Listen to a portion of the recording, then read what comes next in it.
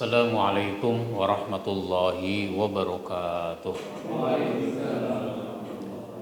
Alhamdulillahi rabbil alamin wal aqibatu lil muttaqin wala udwana illa 'alal zalimin. Asyhadu an la ilaha illallah wahdahu la syarikalah wa asyhadu anna Muhammadan 'abduhu wa rasuluh. Allahumma shalli wa sallim wa barik ala nabiyyina Muhammadin wa ala alihi wa ashabihi ajma'in, amma ba'd. Para asatiz yang saya hormati, kita bersyukur kepada Allah Subhanahu wa taala pada pagi ini kita bisa hadir. Kita mentradisikan untuk setidaknya sebulan sekali kita bertemu agar kita bisa memperkuat silaturahim, menambah wawasan, ada pencerahan dan seterusnya. Salawat dan salam kita sampaikan kepada Nabi kita Muhammad sallallahu alaihi wasallam, kepada keluarganya, sahabatnya dan para penerusnya. Salah satu buku yang saya tulis adalah Wahai Orang yang Beriman. Bahasan tentang ayat-ayat ya ayyuhalladzina amanu, yang semuanya ada 89 ayat. Jarang-jarang dibahas di dalam khutbah, di dalam ceramah, kecuali kutiba alaikumusiyam. Nah, ayat-ayat lain ya ayyuhallazina amanu itu banyak tapi jarang dibahas. Karenanya pada kesempatan ini saya ingin membahas salah satu ayat itu, tentang menjadi penolong agama Allah. Islam itu agama dakwah, agama misi yang harus disiarkan, disebarkan. Karenanya salah satu tuntutan dakwah itu adalah meluaskan wilayah dakwah. Dakwah itu harus tersebar kemana-mana, diluaskan wilayahnya. Kata orang Betawi, jangan utek-utek di Jakarta. Ya, jangan cuma muter-muter di sini. Cuma sayangnya banyak ustadz lebih senang di sini, senang di Jakarta. Sekalipun ibu kota seandainya jadi pindah, belum tentu juga ustadznya pada pindah. Lebih suka di Jakarta. Saya dapat laporan dari Kabupaten Nias Selatan. Di Kabupaten Nias Selatan itu ada 107 pulau. 107 pulau. Masjidnya ada 18 masjid. Setiap masjid hanya punya satu khatib. Seandainya khatibnya berhalangan, khatibnya sakit misalnya, udah nggak ada sholat Jumat karena nggak ada khatibnya. Maka saya kirim buku khutbah edisi wakaf bersama beberapa buku lain. Saya kirim, saya sumbangkan buku khutbah itu. Ada donasi tentu dari beberapa pihak. Ya, siapa aja mau berdonasi silahkan. Ternyata sesudah saya kirim itu ongkos kirimnya saja 900-an ribu. Ya, begitu.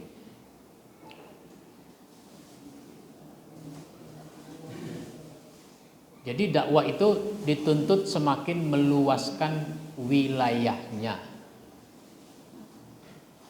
masih banyak daerah-daerah kita yang belum terjamah oleh dakwah. Oleh karenanya harus sebanyak mungkin orang yang mengetahui ajaran Islam. Semoga dengan begitu semakin banyak pula orang yang masuk ke dalam Islam. Sebagaimana pernah saya sampaikan dalam pertemuan terdahulu, objek dakwah itu kan setidaknya ada 3. Objek dakwah ada 3. Pertama, orang kafir supaya masuk Islam. Yang kedua, orang Islam yang belum taat supaya taat. Yang ketiga, orang taat supaya istiqomah dalam ketaatan. Nah, itu 3 objek tuh. Nah, ternyata yang banyak kita lakukan itu yang ketiga. Sasaran yang kita tuju itu yang ketiga. Orang-orang yang udah taat supaya istiqomah dalam ketaatan. Makanya dakwahnya di masjid, dakwahnya di majelis taklim, acaranya malah kuliah subuh. Nah, itu orang-orang taat itu. Kalau kuliah subuh kan orang-orang taat.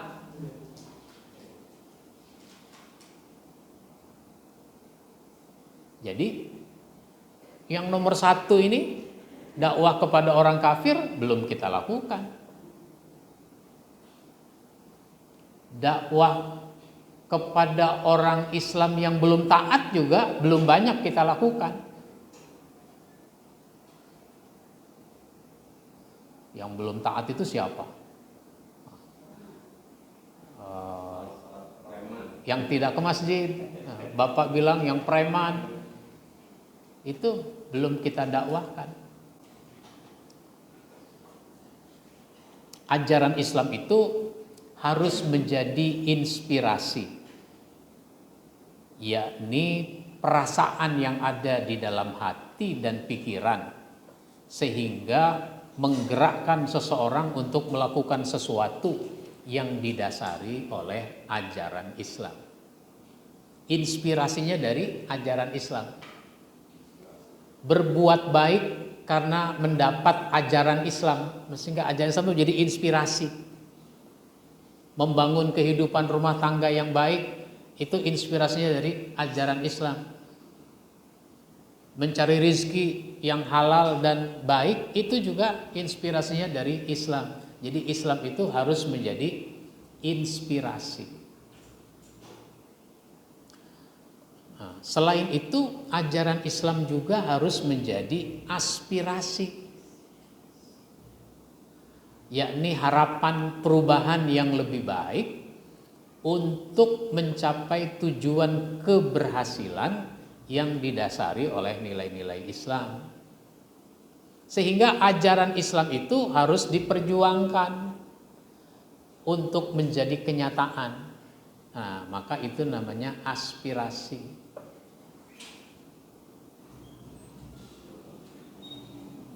Menteri Agama Yakut itu pernah mengatakan bahwa Islam itu cukup menjadi inspirasi, tidak menjadi aspirasi. Bisa begitu yang ngomong tuh. Artinya Islam itu nggak usah diperjuangkan, cukup menjadi inspirasi saja. Tidak usah menjadi sesuatu yang harus ditegakkan, apalagi menjadi bagian dari undang-undang. Nah, ada undang-undang perkawinan tahun 74 itu namanya aspirasi. Aspirasi, sehingga sesudah diperjuangkan menjadi undang-undang, urusan pernikahan itu dilegalkan oleh negara, sehingga pernikahan itu sah menurut agama, legal menurut negara. ada administrasinya.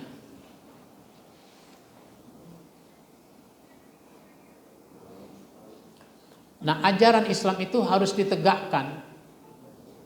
Jangan cuma sekedar menjadi bahan informasi. Nilai-nilainya harus ditegakkan. Harus ada orang yang memperjuangkannya dari waktu ke waktu. Semua ajaran kan begitu. Orang-orang yang bikin ajaran itu dia memperjuangkan ajaran itu. Misalnya apa? Misalnya kalau dalam konteks politik itu demokrasi.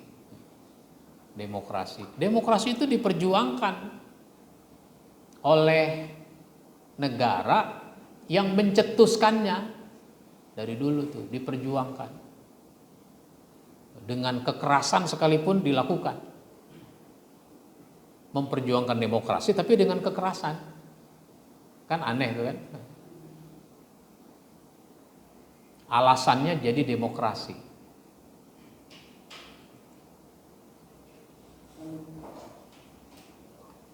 Nah, bahkan dari generasi ke generasi. Jadi dipersiapkan orang-orang yang memperjuangkan ajaran Islam itu dari generasi ke generasi. Nabi Ibrahim pengen punya anak itu bukan sekedar pengen punya anak secara biologis, tapi dia ingin ada yang melanjutkan perjuangan. Misi kenabian itu harus ada yang memperjuangkannya. Itulah yang membuat dia ingin sekali punya anak. Kalau anak sekedar anak itu namanya anak biologis. Maka sekarang anak dibagi dua. Ada anak biologis, ada anak ideologis. Anak ideologis berarti anak didik, kader.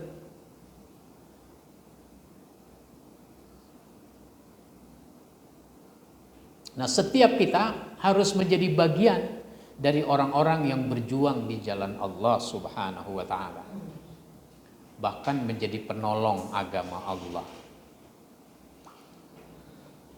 Di dalam surat As-Saff ayat 14 itu disebutkan auzubillahi minasyaitonirrajim ya ayyuhalladzina amanu kunu ansarallah kama qala Isa bin Maryam lil hawariyina man ansari ilallah qalal hawariyuna nahnu ansarullah fa amanat ta'ifatum min bani Israil wa kafarat ta'ifah fa ayyadnal ladzina amanu ala aduwwihim fa asbahu zahirin. Hai orang yang beriman, di dalam Quran itu ada hai orang beriman ya ayyuhalladzina amanu, ada ya ayyuhan nas hai manusia, ada ya ayyuhan nabi wahai nabi, ada ya ahlal kitab wahai ahli kitab. Lah ini ya ayyuhalladzina amanu, jadilah kamu penolong-penolong agama Allah sebagaimana Isa putra Maryam telah berkata kepada pengikut-pengikutnya yang setia, siapakah yang akan menjadi penolong-penolongku untuk menegakkan agama Allah? Pengikut-pengikut yang setia itu berkata, kamilah penolong-penolong agama Allah. Lalu segolongan dari Bani Israel beriman dan seseorang yang lain kafir. Maka kami berikan kekuatan kepada orang-orang yang beriman terhadap musuh-musuh mereka. Lalu mereka menjadi orang-orang yang menang. Ya, manusia itu begitu. Ada yang beriman, ada yang kafir. Itu pilihan. Pilihan untuk menjadi mukmin atau menjadi kafir.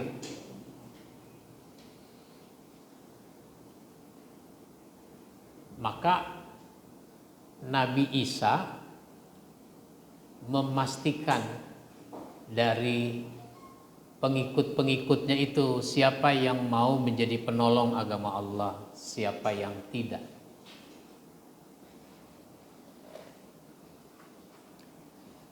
Pada ayat ini penolong agama Allah pada masa Nabi Isa disebut dengan Hawariyun. Hawari itu putih dan sangat murni. Ada juga makna sahabat yang sangat tulus. Itu arti dari Hawari. Mungkin masih ingat dengan Profesor Dr. Dadang Hawari. Mungkin ngambilnya dari sini itu nama.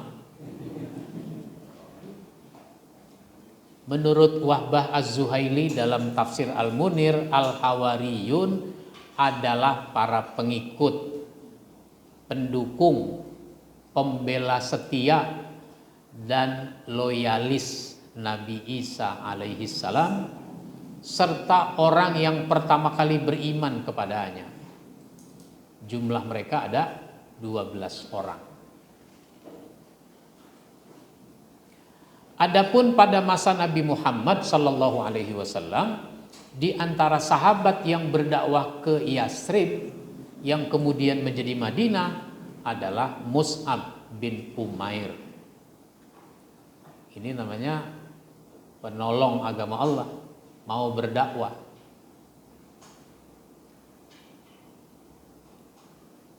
Keberhasilan dakwah itu membuat 70 orang Madinah datang menemui Nabi sallallahu alaihi wasallam menyatakan janji setia, siap berdakwah dan melindungi serta membela beliau. Karenanya saat beliau hijrah ke Madinah, penyambutan luar biasa dirasakan oleh beliau. Jadi kalau dulu pendukung-pendukung Nabi Isa, pengikut Nabi Isa itu disebut Hawari. Nah, kalau sekarang ya para masa Nabi Muhammad disebut sahabat. Kalau sekarang disebut dai, mujahid. Begitu. Kan dulu ada 12 orang masuk Islam dari Yasrib itu. Nah, kemudian diutuslah Mus'ab bin Umair untuk berdakwah, membina mereka yang sudah masuk Islam dan mengajak orang lain untuk masuk Islam. Nah, 12 orang ini kemudian melakukan janji setia kepada Nabi. Mereka kembali lagi ke kampung halamannya untuk berdakwah. Sehingga masuk Islamlah 70. 70 itu janji setia lagi. Yang dikenal dengan Bai'atur Ridwan. Ya. Yang pertama dan yang kedua.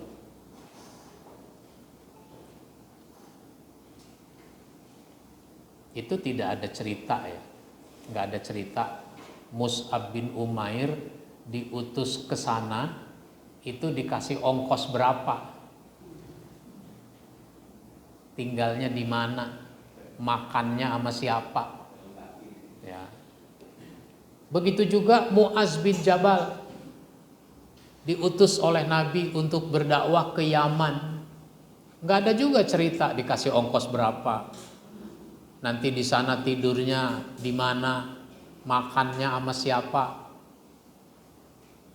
Yang ada cuma cerita nanti kamu di sana kalau ada masalah, bagaimana kamu memecahkan masalah itu? Saya akan gunakan Al-Quran. Kalau masalah yang kau hadapi nggak ada dalam Quran, saya gunakan hadis. Kalau di Quran di hadis nggak ada, saya gunakan akal pikiran saya.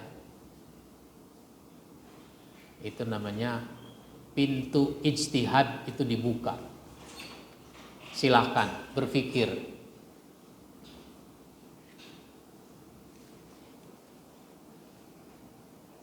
Nah sekarang kalau kita mau menjadi penolong agama Allah, dan memang kita harus menjadi penolong agama Allah, apa kriterianya? Yang pertama, tetap beriman dan memegang prinsip-prinsip Islam. Penolong-penolong agama Allah, para dai, para mujahid ini harus tetap beriman. Dengan kata lain, istiqamah, megang prinsip-prinsip Islam. Meskipun berat, memegang prinsip-prinsip Islam itu berat. Meskipun berat, orang yang istiqomah itu tidak takut. Tidak takut. Innal ladzina qalu rabbunallahu tsumma istaqamu fala khaufun 'alaihim wala hum yahzanun. Sesungguhnya orang yang mengatakan Tuhanku Allah kemudian istiqamah, maka dia tidak takut. Bukan tidak punya rasa takut ada pada tiap orang. Tapi dia tidak didominasi oleh rasa takut. Dia tidak dikuasai oleh rasa takut.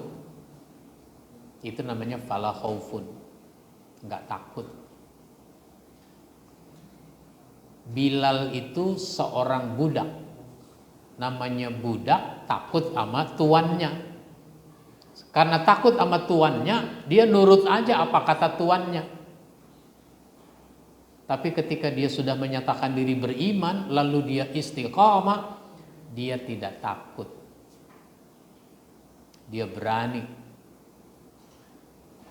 Maka ketika dia ketahuan juga sudah masuk Islam, maka dia diperintah untuk keluar dari Islam. Dia berani berkata tidak. Disuruh menyebut nama berhala, dia malah bilang Allah. Allah. Itu tidak takut.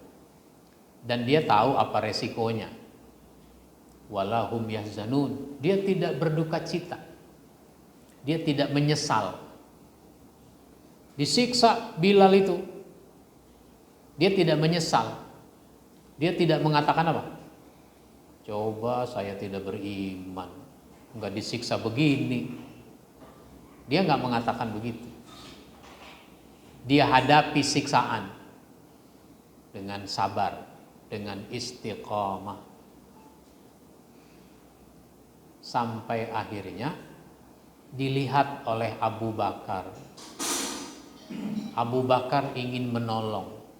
Satu-satunya cara untuk menolong adalah membebaskannya dari status perbudakan.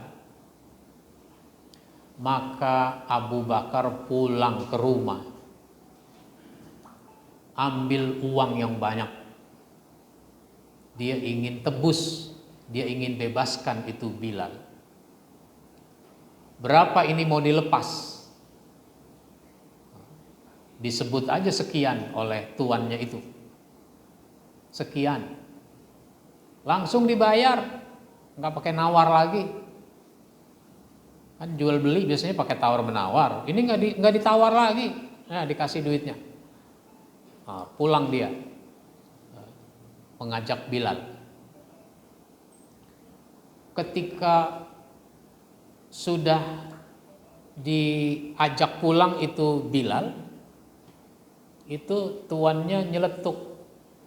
Coba kita bilang sekian. Maksudnya dengan harga yang lebih tinggi. Saya lupa itu angkanya berapa.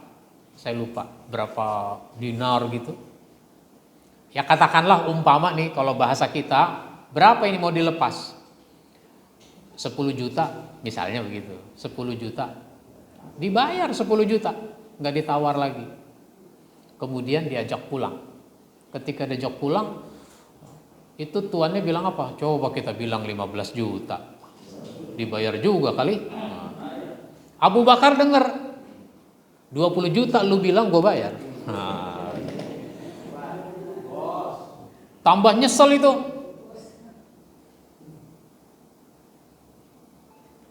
Itu tidak berduka cita. Bilal tidak berduka cita, nggak nyesel jadi orang beriman.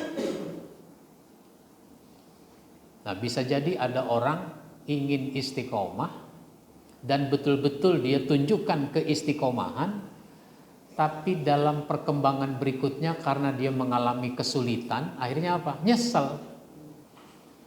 Menyesal atas keistiqomahan itu.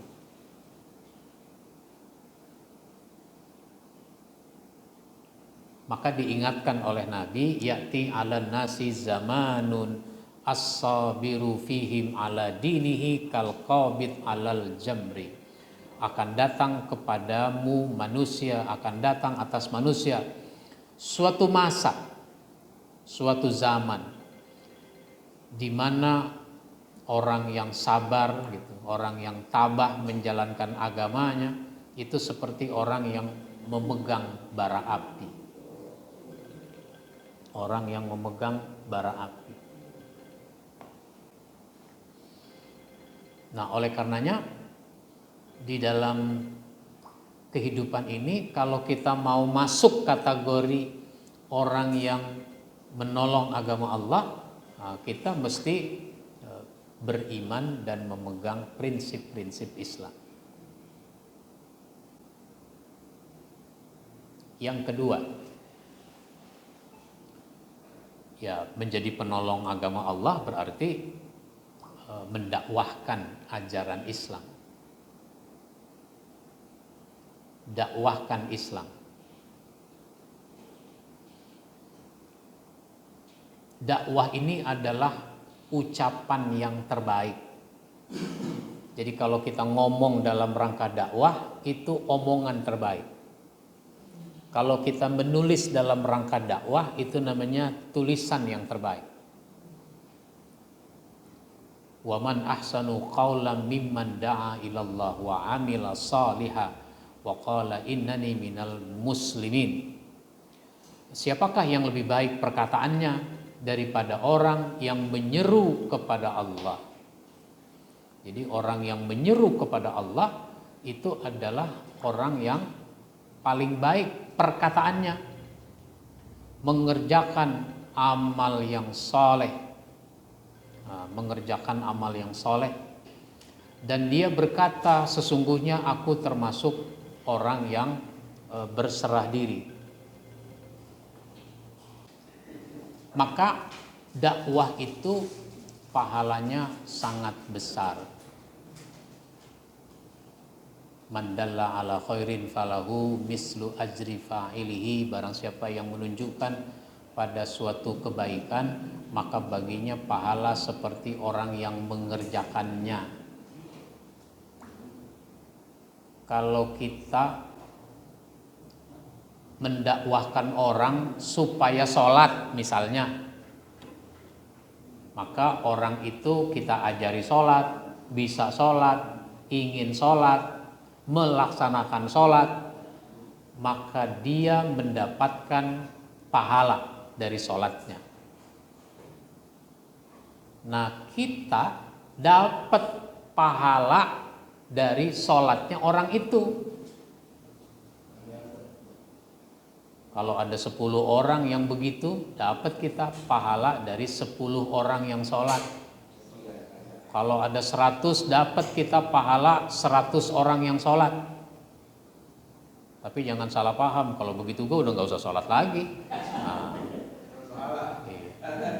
pahalanya kan udah dapat dari sekian banyak orang. Maka ini namanya keutamaan. Setinggi-tingginya, sebanyak-banyaknya, sebesar-besarnya keutamaan, itu tidak menggugurkan kewajiban yang harus kita tunaikan. Keutamaan di satu sisi, kewajiban di sisi lain. Jangan gara-gara keutamaan banyak, lalu dia sudah merasa nggak perlu melaksanakan kewajibannya lagi. Nggak begitu.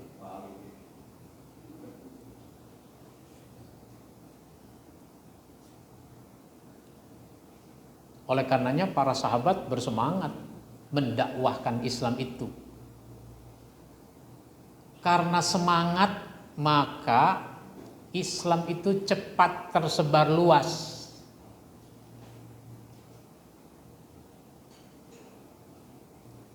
Banyak orang masuk Islam, bahkan baru masuk Islam udah mau berdakwah. Nah, kalau sekarang kan ada ustadz tidak membolehkan, orang belum punya ilmu. Nah, dulu masih ingat kan cerita, kayak pernah saya ceritakan, cerita tentang asbabun nuzul. Ada orang namanya Al-Haris. Al-Haris masuk Islam kepada Rasul. Sesudah dia masuk Islam, dia minta izin untuk pulang ke kampungnya, untuk berdakwah di kampungnya, di sukunya. Dan dia yakin betul akan banyak orang masuk Islam.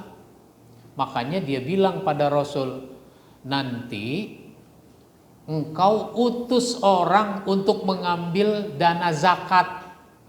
Kan sesudah saya ajak orang masuk Islam, mereka masuk Islam, salah satu kewajibannya adalah zakat.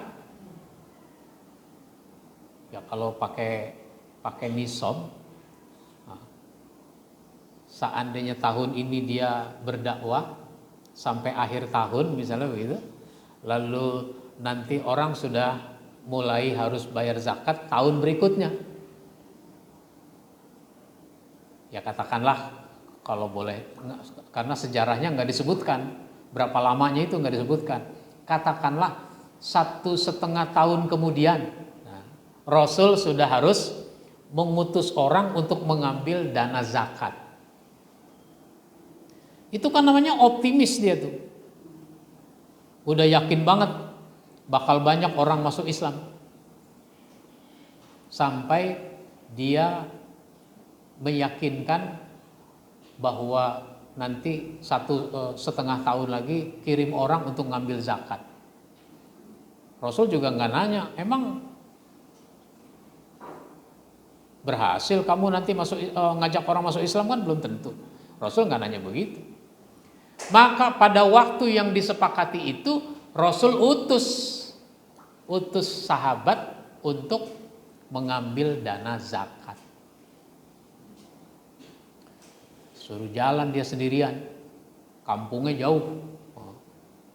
Di tengah perjalanan muncul rasa malas. Jauh sendirian, kata orang Betawi iseng. Akhirnya apa? Dia balik lagi pulang. Ketika sampai di Madinah, Rasul nanya, loh kok pulang cepet banget? Mana hasilnya? Nah, gitu. Mana dana zakatnya? Ya boro-boro dana zakat. Saya malah mau dibunuh sama dia, sama si Haris. Yang benar, iya, makanya saya nggak bawa apa-apa ini. Nah, padahal dia nggak bawa dana zakat, emang dia belum nyampe. Rasul nggak percaya begitu saja. Masa sih orang pulang kampung mau dakwah kok jadi mau membunuh? Nah, gitu. Akhirnya Rasul utus lagi beberapa sahabat. Kalau begitu kamu nih beberapa orang pergi sana. Pergi dia. Al-Haris bertanya-tanya, lah ini kok belum ada utusan Nabi datang? Padahal sudah waktunya. Karena belum juga datang utusan Nabi, akhirnya dia yang berangkat mau menemui Nabi, sekaligus bawa dana zakat yang sudah dikumpulkan. Di tengah perjalanan ketemu sama utusan Nabi ini beberapa orang. Haris, mau kemana? Mau nemuin Nabi. Lah ente pada mau kemana? Mau nemuin ente?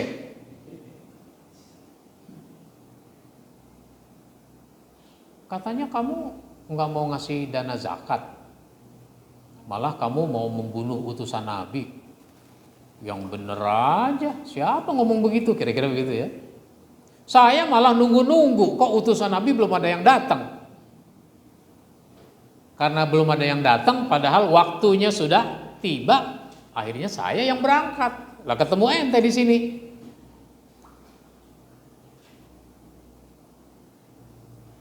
Oh begitu. Soalnya ini ada yang diutus oleh Nabi, dia balik lagi. Katanya kamu gak mau ngasih zakat, malah dia mau dibunuh.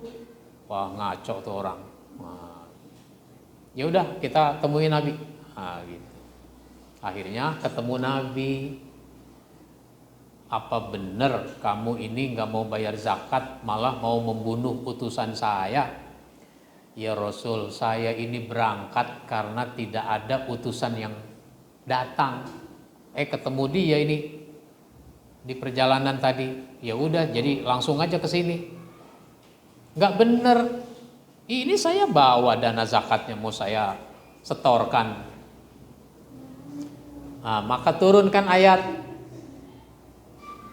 Ya ayyuhallazina amanu in ja'akum fasiqum binaba'in fatabayyanu. Nah itu. Apabila datang orang fasik membawa berita, maka kamu harus tabayyun, harus ngecek. Ini baru masuk Islam sudah minta izin untuk berdakwah. Mengislamkan banyak orang sampai bayar zakat. Kita masuk Islamnya kapan? Sudah berapa banyak orang yang kita Islamkan?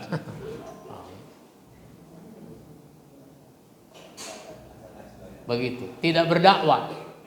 Banyak orang tidak berdakwah. Bahkan yang disebut ustadz nggak berdakwah juga. Kenapa nggak berdakwah ustadz? Habis nggak ada yang ngundang. Nggak ada yang ngundang. Masa dakwah nunggu diundang? Bahkan udah diundang masih nggak mau datang juga. Udah diundang nggak mau datang juga. Ah payah kalau di situ mah. Payah kenapa? Masa dikasih amplop cuma 300.000? Nggak begitu. Dakwah itu dilakukan meskipun tanpa diundang.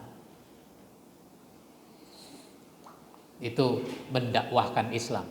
Kalau mau menjadi penolong agama Allah, maka kita harus mendakwahkan ajaran Islam.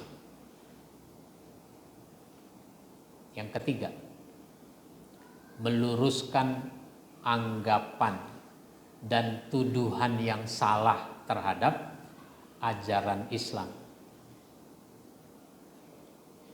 Orang yang tidak suka terhadap Islam memang berusaha merusak ajaran Islam. Agar apa? Agar api Islam menjadi padam. Kalau Islam diilustrasikan dengan api, yang dia inginkan adalah padam itu api. Api Islam itu padam. Dengan lisan, dengan tulisan, serta menggunakan media massa untuk memadamkan api Islam itu. Berbagai cara orang lakukan. Di dalam surat As-Saff ayat 8 disebutkan yuriduna liyutfi'u nurallah biafwahihim wallahu mutimmu nurihi walau karihal kafirun. Mereka ingin hendak memadamkan cahaya, maksudnya agama Allah, dengan mulut, dengan ucapan-ucapan mereka. Sekarang dengan jari jemari mereka. Bukan lagi dengan mulut saja, tapi dengan jari jemari. Memang sekarang ini luar biasa. Dulu, di dalam surat Yasin ya. Al-yawma nakhtimu ala afwahihim wa tukallimuna aydihim. Pada hari ini aku tutup mulut-mulut mereka. Bicaralah tangan-tangan mereka. Tangannya bicara. Ternyata tangan bicara ini enggak nunggu kiamat. nggak nunggu akhirat. Sekarang tangan udah bicara. Tangan udah bicara. Kelihatannya mah dia lagi tenang-tenang aja itu. Padahal sebenarnya dia lagi mencaci maki orang dengan jari jemarinya. Padahal dia lagi mengembangkan permusuhan. Padahal dia lagi menjelek-jelekkan ajaran Islam dan seterusnya. Dan Allah tetap menyempurnakan cahayanya meskipun orang-orang kafir benci, tidak suka. Maka kita harus berada di barisan orang-orang yang hendak meninggikan agama Allah di atas agama lain. Huwallazi arsala rasulahu bil huda wa dinil haq liyuzhirahu 'alad dini kulli walau karihal musyrikun. Dialah Allah yang mengutus rasulnya dengan membawa petunjuk dan agama yang benar agar dia memenangkannya di atas semua agama meskipun orang-orang musyrik itu tidak menyukainya. Maka kita harus menjadi bagian dari orang-orang yang meninggikan agama, bukan merendahkan agama. Nah, maka kita harus meluruskan anggapan dan tuduhan yang salah terhadap ajaran Islam. Disinilah perlu kita punya wawasan yang luas, punya kemampuan berlogika dengan baik, agar kita bisa meluruskan. Bagaimana nih cara kita meluruskan anggapan orang terhadap agama? Nabi Muhammad itu tukang kawin. Kan ada orang ngomong begitu. Nabi Muhammad itu punya penyakit seks maniak.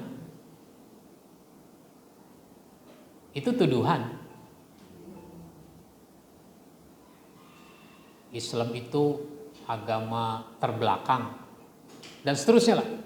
Nah, ini kan harus diluruskan.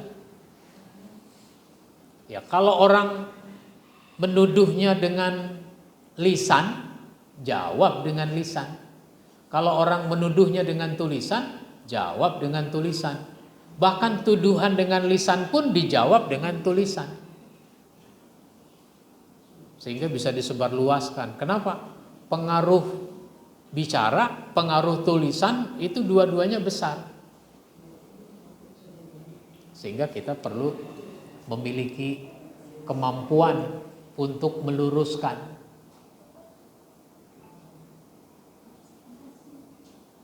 Jadi jangan panik, jangan bingung. Nah, di masjid waktu kita ceramah ada tanya jawab, bisa jadi ada orang mengajukan pertanyaan yang nadanya adalah nada yang keliru, sehingga kita perlu meluruskan kekeliruan dari sebuah pertanyaan. Pertanyaan yang mencerminkan kekeliruan dalam berpikir. Nah, kita perlu meluruskan. Nah, maka kita harus punya kekuatan berargumentasi. Yang enak memang khutbah. Kalau khutbah itu udah selesai, nggak ada yang nanya udah. Tapi kalau pengajian, majelis taklim, panitianya sudah bilang, MC-nya bilang, ceramah akan berlangsung selama 45 menit. Ada waktu 15 menit nanti akan digunakan untuk tanya jawab. Maka Ustadz mesti berhenti itu. 45 menit dia sudah harus berhenti ceramah. 15 menit silahkan kalau ada yang mau bertanya, mau menanggapi. Ini kadang-kadang Ustadz takut ditanya. Dihabisin waktunya sampai 60 menit. Sehingga berhubung waktunya sudah habis, saya kira cukup sampai di sini. tidak ada pertanyaan. Padahal dia takut ditanya, bukan gak ada pertanyaan.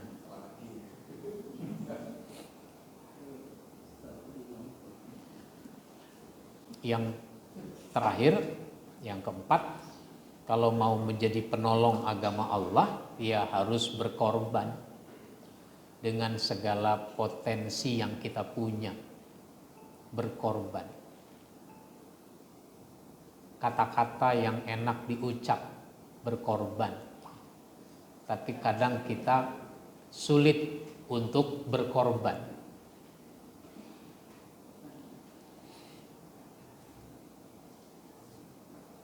Allah berfirman, hai orang yang beriman, sukakah kamu aku tunjukkan suatu perniagaan yang dapat menyelamatkan kamu dari azab yang pedih. Hidup ini diilustrasikan seperti orang dagang. Kalau orang dagang itu biasanya ada modal. Hidup modalnya apa kita? Hidup ini modalnya iman, modalnya tauhid. Karena sejak dalam kandungan, ruh kita udah ditanya, alastu birabbikum? Kita jawab, qalu bala syahidna. Jangan kita merasa, saya gak pernah ditanya begitu. Yang ditanya ruh kita. Allah mengingatkan bahwa kamu tuh pernah ditanya, maukah engkau mengakui aku sebagai Tuhanmu? Ya, kami akui. Hidup ini seperti perniagaan, modalnya tauhid. Nah, kalau orang dagang ada untungnya. Itu. Hah? Kalau orang dagang, ayat 10 ya. Kalau orang dagang ada untungnya. Untungnya apa? Ya kalau orang dagang duitnya tambah banyak, asetnya bertambah. Nah sekarang kalau kita untung dalam hidup, kita untung. Apa untungnya? Pahala yang banyak. Kembali kepada Allah dengan membawa pahala yang banyak. Itu untung namanya. Nah, maka apa yang menyelamatkan kita dari azab itu? Tu'minuna billah wa rasuli. Beriman kepada Allah dan Rasulnya. Maka setiap umat diutus kepadanya, Nabi, Rasul beriman kepadanya. Wa tujahiduna fi sabilillah, berjihad di jalan Allah, bi amwalikum wa anfusikum, dengan hartamu, dengan jiwamu. Jadi berjuang itu bi amwalikum wa anfusikum, bukan bi amwalikum wa anfusihim. Dengan hartamu, dengan jiwa mereka. Bukan bi amwalihim wa anfusikum.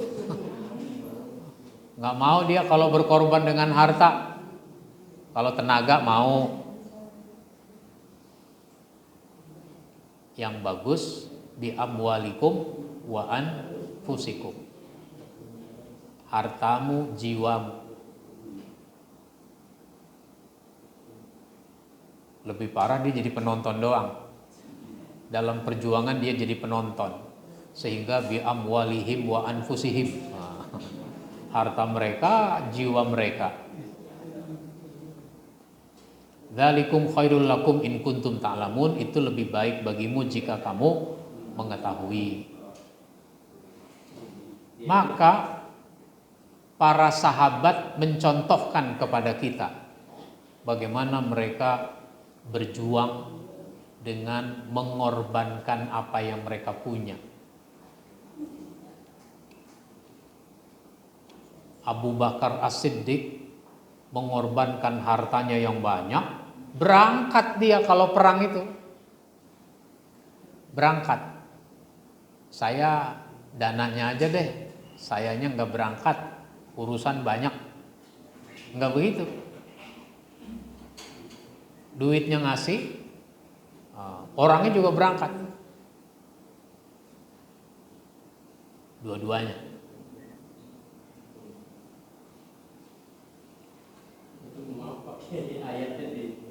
Ya. Ayatnya 10 dan 11 ya. Surat As-Saff ayat 10 sampai ayat 11. Baik.